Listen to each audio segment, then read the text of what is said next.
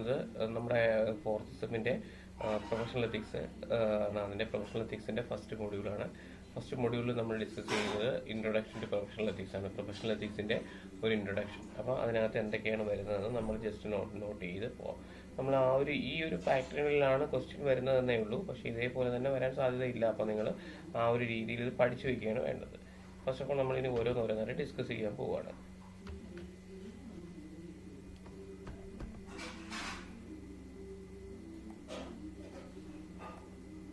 ഒന്ന്, നമ്മൾ ഈ മൊഡ്യൂളിൽ നമ്മൾ ഡിസ്കസ് ചെയ്യുന്ന രണ്ട് പ്രധാനപ്പെട്ട എസ്സേസ് ആണ്. ഡെഫിനിഷൻ ഓഫ് പ്രൊഫഷണൽ എത്തിക്സിനകത്ത് രണ്ട് പ്രധാനപ്പെട്ട എസ്സേകളാണ് വരാൻ സാധ്യതയുള്ളത്. ഒന്നെന്ന് പറയുന്നത് understand the nature and scope of professional ethics. പ്രൊഫഷണത്തിനെ കുറിച്ച് മനസ്സിലാക്കുകയും പ്രൊഫഷണൽ എത്തിക്സിന്റെ സ്കോപ്പ് എന്താണ് എന്ന് ഡീൽ ചെയ്യുകയും ചെയ്യുന്നു. രണ്ടാമത്തത് relevance of professional ethics in contemporary world. ഈ സമകാലീന ലോകത്ത് പ്രൊഫഷണൽ എത്തിക്സിന്റെ റിലവൻസ് എന്താണ്? ഇത്രയും കാര്യങ്ങളാണ് നമ്മൾ സ്ലൈഡിലൂടെ മനസ്സിലാക്കുന്നത്.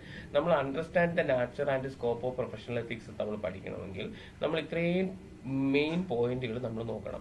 ഒന്ന്, അതിന്റെ ഡെഫിനിഷൻ നോക്കണം. രണ്ട്, ക്യാരക്ടറിസ്റ്റിക്സും അതിന്റെ നാച്ചറും നോക്കണം. മൂന്ന്, scope, general features, need of professional ethics. ഈ ഇത്രയും കാര്യങ്ങൾ, ഈ 6 കാര്യങ്ങളാണ് understand the nature and scope of professional ethics എന്ന് പറയുന്ന ഒരു എസ്സേ. അത് പല രീതിയിൽ ചോദിക്കും. സ്കോപ്പ് ചോദിക്കും, നാച്ചർ ചോദിക്കും, അണ്ടർസ്റ്റാൻഡ് എന്നൊക്കെ ചോദിക്കും. അപ്പോൾ എല്ലാം നമ്മൾ എഴുതി പോകേണ്ടത് ഈ രീതിയിലാണ് നമ്മൾ പോകേണ്ടത്. അപ്പോൾ എസ്സേ തുടങ്ങുന്നത് എങ്ങനെയാണ്?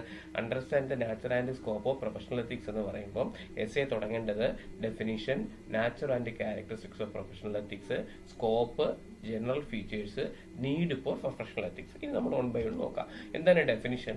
ഡെഫിനിഷൻ എന്ന് പറയുന്നത് പ്രൊഫഷണൽ എത്തിക്സ് എന്ന് പറയുന്നത് കുറെ മോറൽ പ്രിൻസിപ്പിൾസ് ആൻഡ് റൂൾസ് ആണ്. എന്തിനു വേണ്ടിയിട്ടാണ്? To guide behaviour in professional life. നമ്മളെ പ്രൊഫഷണൽ ലൈഫിൽ നമ്മളെ ബിഹേവിയറെ ഗൈഡ് ചെയ്യാൻ വേണ്ടിയിട്ട് കുറെ മോറൽ പ്രിൻസിപ്പിൾസും റൂൾസും നമുക്ക് പ്രൊവൈഡ് ചെയ്യുന്ന ശാസ്ത്രശാഖയാണ് professional ethics.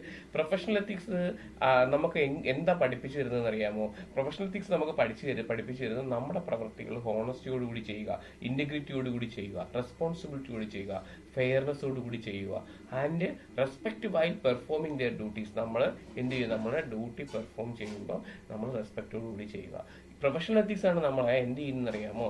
Right and wrong of in their profession. നമുക്ക് ഇൻഡിവിജ്വലുകളെ പ്രൊഫഷന്റെ റൈറ്റ് എന്താണ്, റോങ് എന്താണ് എന്ന് നമുക്ക് മനസ്സിലാക്കി തരുന്നത് പ്രൊഫഷണൽ എത്തിക്സ് ആണ്. പ്രൊഫഷണൽ എത്തിക്സ് ആണ് നമ്മുടെ ബിഹേവിയറിൽ പ്രൊമോട്ട് ചെയ്യുന്നത്. പ്രൊഫഷണൽ എത്തിക്സിന് ഒരു കോഡ് ഓഫ് എത്തിക്സ് പറയുന്നുണ്ട്. പ്രൊഫഷണൽ എത്തിക്സിന് കോഡ് ഓഫ് എത്തിക്സ് എന്ന് പറയുന്നത് ഇങ്ങനെ ആയിരിക്കണം പ്രൊഫഷണൽ എത്തിക്സ് മെയിൻറ്റെയിൻ ചെയ്തുകൊണ്ട് പോകേണ്ടത്. Professional ethics protect the public to maintain the dignity and credibility of the profession. അതായത് പൊതുജനങ്ങളെ നിന്ന് സപ്പോർട്ട് ചെയ്യുക, അല്ലെങ്കിൽ പബ്ലിക്കിനോട് കൂടി ഒരു റെസ്പോൺസിബിലിറ്റി വരിക, അതുപോലെ തന്നെ നമ്മളെ ഡിഗ്നിറ്റി മെയിൻറ്റെയിൻ ചെയ്തുകൊണ്ട് പോവുക, ഒരു പ്രൊഫഷന്റെ ക്രെഡിബിലിറ്റി എന്താണെന്ന് നമുക്ക് മനസ്സിലാക്കി തരിക. ഇത്രയേ ഉള്ളൂ. പ്രൊഫഷണൽ എത്തിക്സ് എന്ന് പറയുന്നത് ബോത്ത് എ മോറൽ ഗൈഡ് ആണ്, ഒരു സിസ്റ്റം ഓഫ് പ്രൊഫഷണൽ ഡിസിപ്ലിൻ ആണ്. ഇത്രയാണ് നമ്മൾ പ്രൊഫഷണൽ എത്തിക്സിന്റെ എന്തിലേക്ക് പറയുന്നത്? ഡെഫിനിഷനിലേക്ക് പറയുന്നത്. അത് നിങ്ങൾ ടെസ്റ്റിൽ നമ്മൾ തന്നിട്ടുള്ള നോട്ടിൽ പ്രൊവൈഡ് ചെയ്തിട്ടുണ്ട്. ഇനി അടുത്ത് നോക്കൂ, നമ്മൾ രണ്ടാമത്തെ point, nature and characteristics of professional ethics. Professional എത്തിക്സിന്റെ ക്യാരക്ടർ എന്താണ്? പ്രൊഫഷണൽ എത്തിക്സിന്റെ നാച്ചർ എന്താണ്? പ്രൊഫഷണൽ എത്തിക്സ് എന്ന് പറയുന്നത് ഒരു സ്പെസിഫിക് ആയിട്ടുള്ള ഒരു self regulatory, value based, obligatory, dynamic, purposeful ആയിട്ടുള്ള ഒരു മേഖലയാണ്. പ്രൊഫഷണൽ എത്തിക്സ് എന്ന് പറയുന്നത് ഒരു പ്രൊഫഷനെയാണ്, നമ്മൾ മറന്നു പോരുത്, ഒരു പ്രൊഫഷനെയാണ് സ്പെസിഫൈ ചെയ്യുന്നത്. ആ പ്രൊഫഷൻ ഒരു സെൽഫ് റെഗുലേറ്റർ ആയിട്ടുള്ള കുറേ റൂളുകൾ ഉള്ളതാണ്. പ്രൊഫഷനിൽ എപ്പോഴും വാല്യൂ ബേസ്ഡ് ആയിട്ടുള്ള ഒബ്ലിഗേഷൻസ് ആണ് പറയുന്നത്. പ്രൊഫഷനിൽ എപ്പോഴും ഒരു ഡൈനാമിക് ആയിട്ടുള്ള, പെർപ്പസ്ഫുൾ ആയിട്ടുള്ള ഒരു മെത്തേഡാണ് പറയുന്നത്. Each profession has it's on ethical code. എന്ന് വെച്ചാൽ എന്താണ്? ഓരോ പ്രൊഫഷനും ഓരോ എത്തിക്കൽ കോഡാണ്. ഉദാഹരണത്തിന് ടീച്ചേഴ്സ് സെപ്പറേറ്റ് എത്തിക്കൽ കോഡ്, ഡോക്ടേഴ്സ് സെപ്പറേറ്റ് എത്തിക്കൽ കോഡ്, എഞ്ചിനീയേഴ്സ് സെപ്പറേറ്റ് എത്തിക്കൽ കോഡ്. കാരണം അത് എവിടെ നിന്ന് എങ്ങനെ ഉണ്ടാക്കുന്നു എന്ന് വെച്ചാൽ അവരുടെ ഡ്യൂട്ടീസ് ബേസ് ചെയ്ത്, ഓരോ പ്രൊഫഷനിലെയും ഡ്യൂട്ടീസ് ബേസ് ചെയ്തിട്ടാണ് എന്തുണ്ടാക്കുന്നത്? എത്തിക്കൽ കോഡ് ഉണ്ടാക്കുന്നത്. ഈ എത്തിക്കൽ കോഡിനകത്ത് ഒരു എത്തിക്കൽ കോഡ് നമുക്ക് ഗൈഡ് ചെയ്യുന്നത്, അല്ലെങ്കിൽ എത്തിക്കൽ സ്റ്റാൻഡേർഡ് നമുക്ക് ഗൈഡ് ചെയ്യുന്നത് എങ്ങനെയുള്ള വാല്യൂസിനെയാണെന്ന് അറിയാമോ? ഓണസ്റ്റി, ഇന്റഗ്രിറ്റി, ഫെയർനെസ്, റെസ്പോൺസിബിലിറ്റി, ഇങ്ങനെയുള്ള വാല്യൂസിനെയാണ് എപ്പോഴും പ്രൊഫഷണൽ എത്തിക്സ് എന്ത് ചെയ്യുന്നത്, എൻഫോഴ്സ് ചെയ്തുകൊണ്ടിരിക്കുന്നത്. പ്രൊഫഷണൽ എത്തിക്സ് നമ്മളെ മാറിക്കൊണ്ടേയിരിക്കും. ടെക്നോളജി വരുമ്പോഴത്തേക്ക്, സോഷ്യൽ ഡെവലപ്മെന്റ് വരുമ്പോൾ എല്ലാം തന്നെ പ്രൊഫഷണൽ എത്തിക്സ് ചേഞ്ച് ചെയ്യും. എങ്കിൽ കൂടിയും പ്രൊഫഷണൽ എത്തിക്സിന്റെ എയിം എന്ന് പറയുന്നത് പ്രൊട്ടക്ട് ദ പബ്ലിക് ഇൻട്രസ്റ്റ്, പൊതു താല്പര്യം നിലനിർത്തുക. അതുപോലെ തന്നെ ക്വാളിറ്റി, നല്ല പ്രൊഫഷണല് ബെറ്റർ ക്വാളിറ്റി പ്രൊവൈഡ് ചെയ്യുക. അതുപോലെ തന്നെ ഓരോ പ്രൊഫഷനും അതിൻ്റെതായ ഡിഗ്നിറ്റി ഉണ്ട്, ഓരോ പ്രൊഫഷനും അതിൻ്റെതായിട്ടുള്ള ഡിഗ്നിഫിക്കേഷൻ ഉണ്ട്, അത് നിലനിർത്തുക. ഇതാണ് പ്രൊഫഷണൽ എത്തിക്സിന്റെ നാച്ചർ എന്ന് പറയുന്നത്. ഇനി സ്കോപ്പ് എന്ന് വെച്ചാൽ എന്താണ്? ഇത് എവിടെയാണ് പ്രൊഫഷണൽ എത്തിക്സ്? പ്രൊഫഷണൽ എത്തിക്സിന്റെ സ്കോപ്പ് എന്ന് പറയുന്നത്, പ്രൊഫഷണൽ എത്തിക്സ് എല്ലാ പ്രൊഫഷനിലും കവർ ചെയ്തു വരുന്ന സാധനമാണ്. പ്രൊഫഷണൽ എത്തിക്സ് നേരത്തെ പറഞ്ഞ പോലെ ഹോണസ്റ്റിയും ഇന്റഗ്രിറ്റിയും കോൺഫിഡൻഷ്യാലിറ്റിയും അക്കൗണ്ടബിലിറ്റിയും ഫെയർനെസ്സും ഒക്കെ ഒരു പ്രൊഫഷനിൽ കൊണ്ടുവരുന്നതിന് വേണ്ടി ഗൈഡ് ചെയ്യുന്ന സാധനമാണ്. പ്രൊഫഷണൽ എത്തിക്സ് എപ്പോഴും റെഗുലേറ്റ് ദ റിലേഷൻഷിപ്പ് വിത്ത് ക്ലൈന്റുകൾ തമ്മിലുള്ള, അതായത് ക്ലൈന്റും പ്രൊഫഷനും തമ്മിലുള്ള റിലേഷൻഷിപ്പ്, ഷേക്ക് ഹോൾഡേഴ്സ്, അതുപോലെ തന്നെ informed avoiding conflict of interest. അതായത് ഈ പ്രൊഫഷണൽ എത്തിക്സ് ആണ് ഈ പ്രൊഫഷനിൽ ഉണ്ടാകുന്ന കോൺഫ്ലിക്റ്റുകളെയും ഇൻഫോംഡ് കൺസേൺറ്റുകളെയൊക്കെ ഡീൽ ചെയ്യുന്നത്. പ്രൊഫഷണൽ എത്തിക്സ് ആണ് എപ്പോഴും പ്രൊഫഷണൽ കോമ്പിറ്റൻസി നമുക്ക് കൊണ്ടുവരുന്നത്. പ്രൊഫഷണൽ എത്തിക്സ് ആണ് നമുക്ക് എൻവയോൺമെന്റൽ സോഷ്യൽ റെസ്പോൺസിബിലിറ്റി കൊണ്ടുവരുന്നത്. പ്രൊഫഷണൽ എത്തിക്സ് ഉള്ളത് കൊണ്ടാണ് നമ്മൾ സ്കോപ്പാണ് ഈ പറയുന്നത് എത്തിക്കൽ ഡിസിഷൻസ് മേക്കിംഗ് ചെയ്യുന്നത്. ഈ പ്രൊഫഷണൽ എത്തിക്സ് ഒരു എന്താണ്? പ്രൊഫഷണൽ എത്തിക്സ് ഒരു ഡിസിപ്ലിനറി മെക്കാനിസം ആണ്.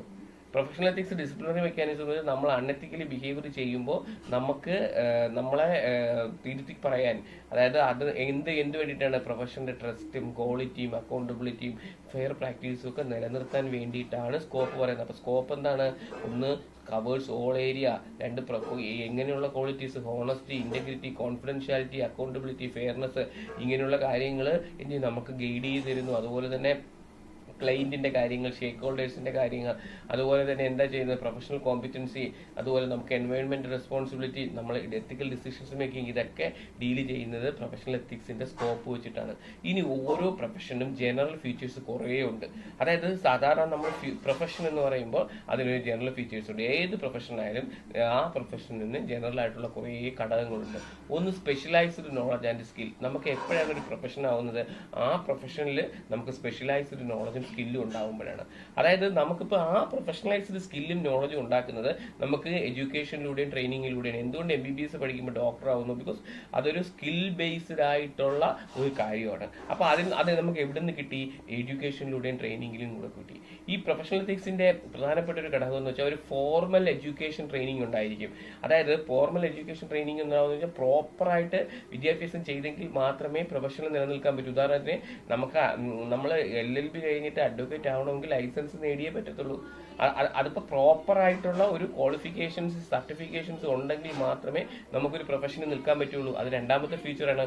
മൂന്നാമത്തത്, എല്ലാ പ്രൊഫഷനും എയിം ചെയ്യുന്നത് സർവീസ് ഓറിയന്റേഷൻ ആണ്. പബ്ലിക്കിനെ പ്രൊട്ടക്ട് ചെയ്യുക, പബ്ലിക് വെൽഫെയറിന് വേണ്ടി നോക്കുക. പിന്നെ എല്ലാ പ്രൊഫഷനിലും every profession has its ethics of code ഉണ്ട്. പിന്നെ പ്രൊഫഷണൽ ഓട്ടോണമി ഉണ്ട്. ഓട്ടോണമി മീൻസ് പ്രൊഫഷണൽ എത്തിക്സിനകത്ത് നമുക്ക് ഡിസിഷൻസ് മേക്കിംഗ് എടുക്കുവാനുള്ള ഒരു എബിലിറ്റി ഉണ്ട്. അതായത് എക്സ്പേർട്സിന് ഇത് എടുക്കാനുള്ള എബിലിറ്റി ഉണ്ട്. അപ്പോൾ എന്താണ്? ഒന്ന്, സ്പെഷ്യലൈസ്ഡ് നോളജ് ആൻഡ് സ്കില്ല്. രണ്ട്, ഫോർമൽ എഡ്യൂക്കേഷൻ ആൻഡ് ട്രെയിനിങ്. മൂന്ന്, സർവീസ് ഓറിയന്റേഷൻ. നാല്, കോഡ് ഓഫ് എത്തിക്സ്. അഞ്ച്, പ്രൊഫഷണൽ ഓട്ടോണമി. അടുത്തത് നോക്കൂ, accountability and responsibility. Accountability and responsibility എന്ന് വെച്ചാൽ നമ്മളെപ്പോഴും പ്രൊഫഷണൽസ് എപ്പോഴും ക്ലയന്റിനോട് കൂടിയും സൊസൈറ്റിയോട് കൂടിയും നിയമത്തോടും എന്ത് വേണം? റെസ്പോൺസിബിലിറ്റിയും അക്കൗണ്ടബിലിറ്റിയും ഉള്ളവരായിരിക്കണം. പിന്നെ അടുത്തത് പ്രൊഫഷണൽ അസോസിയേഷൻസ്. അതായത് ഓരോ പ്രൊഫഷൻസിനും ഓരോ ബോഡി ഓഫ് റെഗുലേറ്റ് ചെയ്തിട്ടുള്ള ഓരോ ബോഡി ഉണ്ട്. അതിന് നമ്മൾ ആ ഇതിൽ നമ്മൾ ഉൾക്കൊണ്ട് ഇരിക്കണം. പ്രൊഫഷണൽ ഡെവലപ്മെന്റ് നമ്മൾ ചെയ്യണം. കണ്ടിന്യൂസ് ഇമ്പ്രൂവ്മെന്റ് ഒരു പ്രൊഫഷനുള്ള ആള് പ്രധാനമായിട്ടും ചെയ്യേണ്ടത്, ആ പ്രൊഫഷണൽ അയാൾ നിൽക്കണമെങ്കിൽ ഈ മസ്റ്റ് കണ്ടിന്യൂസ് ആയിട്ട് അപ്ഡേറ്റ് ചെയ്തുകൊണ്ടേയിരിക്കണം. നോളജും സ്കില്ലും, പണ്ടത്തെ നോളജും സ്കില്ലും വെച്ചുകൊണ്ട് ഒരു അധ്യാപകന് പഠിപ്പിക്കാനൊന്നും പറ്റത്തില്ല ഇപ്പോൾ. അപ്പൊ കണ്ടിന്യൂസ് ആയിട്ടുള്ള ഒരു ഇമ്പ്രൂവ്മെന്റ് ചെയ്യണം. ആ ഒമ്പതാമത്തെ, public trust and social regulations നമ്മൾ പോകണം. നമ്മൾ എപ്പോഴും എത്തിക്കൽ കോണ്ടാക്ട് അനുസരിച്ച് നമ്മൾ പ്രൊഫഷണലി നമ്മൾ എന്ത് ചെയ്തിരിക്കണം? നമ്മൾ കോമ്പിറ്റൻസി ഉള്ളവരായിരിക്കണം. ഇതാണ് ജനറൽ ആയിട്ട് വരുന്ന പ്രൊഫഷൻ. ഇനി നീഡ് ഓഫ് പ്രൊഫഷണൽ എത്തിക്സ്. എന്തിനാണ് പ്രൊഫഷണൽ എത്തിക്സ്? പ്രൊഫഷണൽ എത്തിക്സ് ഒന്ന്, need of public interest prevents misuse professional power and protest of society. നമുക്ക് പബ്ലിക് ഇൻട്രസ്റ്റ് പ്രൊട്ടക്ഷൻ ചെയ്യാൻ വേണ്ടിയിട്ടാണ് പ്രൊഫഷണൽ എത്തിക്സ് വരുന്നത്. അതായത് പ്രൊഫഷണൽ ഉള്ളത് കൊണ്ടാണ് മിസ്യൂസ് ഒന്നും നടക്കാത്തത്. പ്രൊഫഷണലിൽ പവർ ഉള്ളത് കൊണ്ടാണ് മിസ്യൂസ് ഒന്നും നടക്കാത്തത്. അതായത് ഇപ്പൊ നമ്മളൊരു ഡോക്ടറിന് ഡിഗ്രി ഇല്ലാതെ പ്രാക്ടീസ് ചെയ്ത് കഴിഞ്ഞാൽ നമ്മൾ ആ വേജ ഡോക്ടർ എന്നല്ലേ പറയുന്നത്. ബിക്കോസ് അത് കാരണം നമ്മൾ ആ പവർ അവൾ മിസ്യൂസ് ചെയ്യുന്നുണ്ടാണ്. റെഗുലേഷൻ ഓഫ് പ്രൊഫഷണൽ കോണ്ടാക്ട് ഉണ്ടാവും.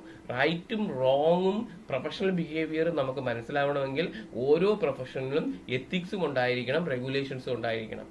എല്ലാ പ്രൊഫഷനിലും ട്രസ്റ്റും ക്രെഡിബിലിറ്റിയും ബിൽഡ് ചെയ്യും. അതാണ് അതിന്റെ പ്രധാനപ്പെട്ട കാര്യം എന്ന് പറഞ്ഞാൽ. പ്രൊഫഷണൽ എത്തിക്സ് ഉണ്ടെങ്കിൽ എല്ലാ പ്രൊഫഷനിലും ഒരു ട്രസ്റ്റ് ഉണ്ടായിരിക്കും, ഒരു ക്രെഡിബിലിറ്റി ഉണ്ടായിരിക്കും, അക്കൗണ്ടബിലിറ്റി ആൻഡ് റെസ്പോൺസിബിലിറ്റി ഉണ്ടായിരിക്കും. പ്രൊഫഷണല് നമ്മുടെ പ്രൊഫഷണൽ ആക്ടുകൾക്ക് പ്രൊഫഷണലി നമുക്ക് ആൻസറബിൾ ആയി തീരും. നമ്മൾ ഇപ്പം ഒരു പ്രൊഫഷണലിൽ നമ്മൾ ആൻസറബിൾ ആവുന്നത് ആ പ്രൊഫഷണലിൽ അക്കൗണ്ടബിലിറ്റിയും റെസ്പോൺസിബിലിറ്റിയും വരുമ്പോഴാണ്. പിന്നെ അതുപോലെ തന്നെ പ്രൊട്ടക്ഷൻ ഓഫ് വൾണറബിൾ ഗ്രൂപ്പ്, അതായത് നമ്മൾ ഈ സമൂഹത്തിന് ഏറ്റവും താഴെ കിടക്കുന്ന ആൾക്കാരെ പ്രൊട്ടക്ട് ചെയ്യുന്നത് ഓരോ പ്രൊഫഷൻ ഉള്ളത് കൊണ്ടാണ്.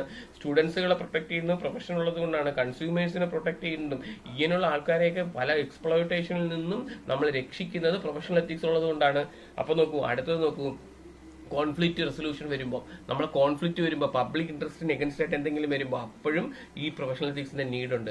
അതുപോലെ എപ്പോഴും നമുക്കൊരു പ്രൊഫഷണൽ സ്റ്റാൻഡേർഡ് മെയിൻറ്റെയിൻ ചെയ്യുന്നത് പ്രൊഫഷണൽ എത്തിക്സ് ആണ്. പ്രൊഫഷണൽ സ്റ്റാൻഡേർഡ്സ് എന്ന് വെച്ചാൽ എന്തൊക്കെയാണ്? Competency, honesty, excellence, professional services. അതുപോലെ 8 പ്രിവെൻഷൻ ഓഫ് പ്രൊഫഷണൽ മിസ്കോണ്ടാക്ട്. പ്രൊഫഷണലി ആരെങ്കിലും മിസ്കോണ്ടാക്ട് ചെയ്ത് കഴിഞ്ഞ് കഴിഞ്ഞാൽ, ഉദാഹരണത്തിന് നെഗ്ലിജൻസോ ഫ്രോഡോ കറപ്ഷനോ അൺഎത്തിക്കൽ പ്രാക്ടീസോ കൊണ്ട് ചെയ്യുകയാണെങ്കിൽ അതിനെ നമ്മൾ ഹാൻഡിൽ ചെയ്യുന്നു. Social stability and ethical governance, അതായത് ജസ്റ്റിസിനെ സപ്പോർട്ട് ചെയ്യുന്നു, സോഷ്യൽ ഹാർമണി സപ്പോർട്ട് ചെയ്യുന്നു, റെസ്പോൺസിബിൾ ഇൻസ്റ്റിറ്റ്യൂഷൻസ് ഉണ്ടാക്കുന്നു. ഇതെല്ലാം അതിന്റെ ഭാഗമാണ്. പിന്നെ moral dimensions of professional life. Professional ലൈഫിന്റെ ഒരു മോറൽ ഡൈമെൻഷൻസ് എന്ന് വെച്ചാൽ എന്താണ്? പ്രൊഫഷണൽ വർക്ക് റെസ്പെക്ട് ചെയ്യുന്ന ഹ്യൂമൻ ഡിഗ്നിറ്റിയും മോറൽ വാല്യൂസും പറഞ്ഞുകൊണ്ടേയിരിക്കും. അത് ഡെവലപ്പ് ചെയ്തുകൊണ്ടേയിരിക്കും. ഇനി റിലവൻസ് എന്താണ്? തീരാറായി. Relevance of professional ethics in contemporary world. ഈ പറയുന്ന പോയിന്റ്സ് ആണ് കണ്ടംപററി വേൾഡിന്റെ റിലവൻസ് എന്ന് പറഞ്ഞാൽ. അപ്പൊ നമ്മൾ രണ്ടാമത്തെ എസ്സയാണ്. ഒന്നാമത്തെ റിലവൻസ് ഹ്യൂമനൈസിങ് പ്രൊഫഷണൽ പ്രാക്ടീസ്. പ്രൊഫഷണൽ പ്രാക്ടീസിനെ മാനവികത കൊണ്ടുവരിക. എത്തിക്ക് പ്രൊമോട്ട്സ്, നമ്മൾ മനുഷ്യത്വം കൊണ്ടുവരിക എന്ന് വെച്ചാൽ എന്താണ്? കമ്പാഷനും എമ്പതിയും റെസ്പെക്റ്റും ഒക്കെ ഈ കാലഘട്ടങ്ങളിലും കൊണ്ടുവരുന്നത് പ്രൊഫഷണൽ എത്തിക്സ് ഉള്ളത് കൊണ്ടാണ്. പിന്നെ ബാലൻസിങ് എഫിഷ്യൻസി ആൻഡ് കമ്പാഷൻ. എഫിഷ്യൻസിയും കമ്പാഷനും കൂടെ ഒരു ബാലൻസ് ഉണ്ടാക്കുന്നത് പ്രൊഫഷണൽ എത്തിക്സ് ഉള്ളതുകൊണ്ടാണ്. Ensuring that profit and productivity do not override human values. അതായത് ഈ ഇപ്പോഴത്തെ കാലത്ത് നമുക്ക് ഹ്യൂമൻ വാല്യൂവിനെ ഓവർ റൈഡ് ചെയ്യാതെ ഇരിക്കുന്നതും ഈ പ്രൊഫഷണൽ എത്തിക്സ് ഉള്ളത് കൊണ്ടാണ്. എപ്പോഴും പ്രോഫിറ്റിനെ കുറിച്ച് എൻഷുർ ചെയ്യുമ്പോഴും പ്രൊഡക്ടിവിറ്റിയെ കുറിച്ച് എൻഷുർ ചെയ്യുമ്പോഴും ഇപ്പോഴും പ്രൊഫഷണൽ എത്തിക്സ് ഉള്ളത് കൊണ്ട് മാത്രമാണ് അത് ഹ്യൂമൻ വാല്യൂയിലേക്ക് പോകുന്നത്. Ethical use of knowledge and power, അതായത് നമുക്ക് മിസ്യൂസ് ചെയ്യുമ്പോൾ, പ്രൊഫഷണൽ അതോറിറ്റി മിസ്യൂസ് ചെയ്യുമ്പോൾ, എക്സ്പെർട്സുകൾ മിസ്യൂസ് ചെയ്യുമ്പോൾ നമ്മൾ പറയും ഈ കാലഘട്ടങ്ങളിൽ നമ്മൾ പറയും ഇറ്റ് ഈസ് എഗൻസ്റ്റ് എത്തിക്സ് എന്ന് പറയും. ഗ്ലോബലൈസേഷൻ ചലഞ്ചസ് നമുക്ക് വരുന്നത്, അതായത് moral guidance in international and multicultural പ്രാക്ടീസസിൽ വരുമ്പോൾ, moral guidance in international and multicultural പ്രാക്ടീസസിൽ വരിക എന്ന് പറഞ്ഞാൽ എന്താണ്? അതായത് ഗ്ലോബലൈസേഷൻ ചലഞ്ചസ് വരുമ്പോഴത്തേക്ക് മോറൽ ആയിട്ടുള്ള ഇന്റർനാഷണലുള്ള മൾട്ടികൾച്ചർ പ്രാക്ടീസസ് ചെയ്യും. എന്ന് വെച്ച് കഴിഞ്ഞാൽ പല രീതിയിലുള്ള പല കൾച്ചർ ഇന്റർനാഷണലി നമുക്ക് ഈ ഗ്ലോബലൈസേഷൻ വരുമ്പോൾ വരും. കൊമേഴ്ഷ്യലൈസേഷൻ കൺട്രോൾ ചെയ്യാൻ, അതായത് protects profession from becoming purely profit oriented. അതായത് ഈ പ്രൊഫഷണൽ എത്തിക്സ് ഉള്ളത് കൊണ്ടാണ് ഓരോ പ്രൊഫഷനും പ്യുവർലി മണി ഓറിയന്റഡ് മാത്രം അല്ലാതാവുന്നത്. സർവീസ് ഓറിയന്റഡ്, നമ്മൾ നേരത്തെ സർവീസ് ഓറിയന്റഡ് ആവുന്ന കാര്യം ഇതാണ്. പിന്നെ എന്താ? Managing media information power. ഇപ്പോഴത്തെ മീഡിയയെയും അതുപോലത്തെ പവറിനെയൊക്കെ ഇത് ചെയ്യുന്നത് പ്രൊഫഷൻ ഉള്ളത് കൊണ്ടാണ്. എന്ന് വെച്ചാൽ എന്താണ്? ഉദാഹരണത്തിന് ഫേക്ക് ന്യൂസ് വരുന്നു, പ്രൈവസി വയലേഷൻസ് വരുന്നു, മിസ്ഇൻഫർമേഷൻസ് വരുന്നു. ഇതെല്ലാം തന്നെ എന്ത് ചെയ്യുമ്പോഴായിട്ട് ഇതെല്ലാം തന്നെ നമുക്ക് എന്താണ്? കണ്ടംപററി ഏജിൽ, കണ്ടംപററി വേൾഡിൽ പ്രൊഫഷണൽ എത്തിക്സിന്റെ ഇമ്പോർട്ടൻസ് കൊണ്ടാണ്. സോഷ്യൽ റെസ്പോൺസിബിലിറ്റി എൻഷുർ ചെയ്യുന്നത്, പബ്ലിക് വെൽഫെയർ വരുന്നത്, ജസ്റ്റിസ് വരുന്നത്, ഇപ്പോഴത്തെ കാലത്തും എല്ലാം ഇത് ബന്ധപ്പെട്ടതാണ്. മെയിൻറ്റെയിനിങ് പബ്ലിക് ട്രസ്റ്റ്, എത്തിക്കൽ കോണ്ടാക്ട് ബിൽഡ് ചെയ്യുന്ന, ക്രെഡിബിലിറ്റി ബിൽഡ് ചെയ്യുന്ന, റെസ്പെക്ട് ചെയ്യുന്ന, കോൺഫിഡൻസ് ചെയ്യുന്ന പ്രൊഫഷൻസ് എല്ലാം.